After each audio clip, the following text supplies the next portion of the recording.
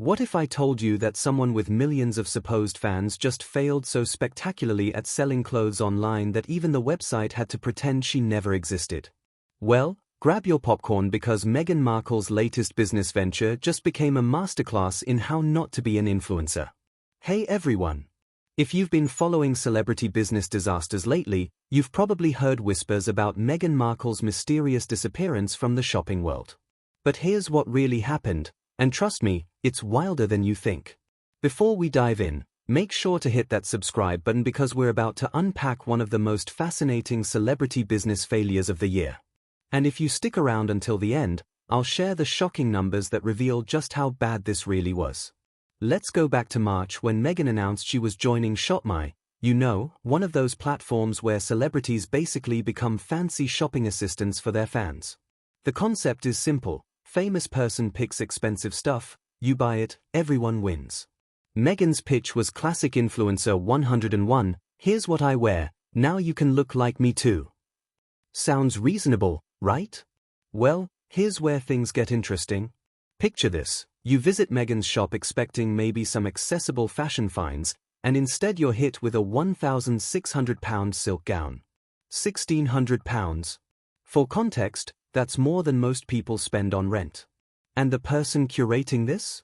Someone whose fashion philosophy seems to be beige is beautiful. Her collection was basically a Pinterest board with price tags. T-shirts, gold pendants, designer sandals, even kids' products, all with that premium price tag that makes your wallet weep. Her tagline? A curated collection of the things I love. Translation: please fund my very expensive taste in overpriced linen. But here's where the story takes a dramatic turn. Fast forward to recently, and something weird happened. If you tried to visit Meghan's shop, you'd find nothing. Gone. Vanished. The page now reads, "This curator has not yet added any collections." Now, that's corporate speak for nobody was buying this stuff, so we're pretending it never happened.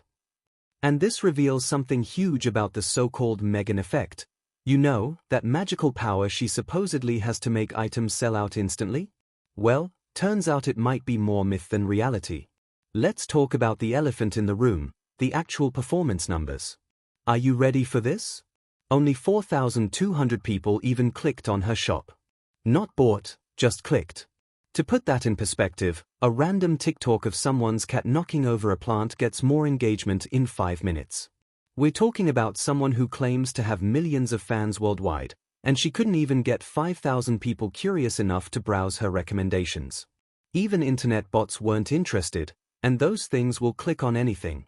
Now, let's compare this to someone who actually moves the fashion needle, Catherine, the Princess of Wales. When she wears something, it sells out within hours. Fashion insiders call it the Kate effect, and it's worth millions to brands.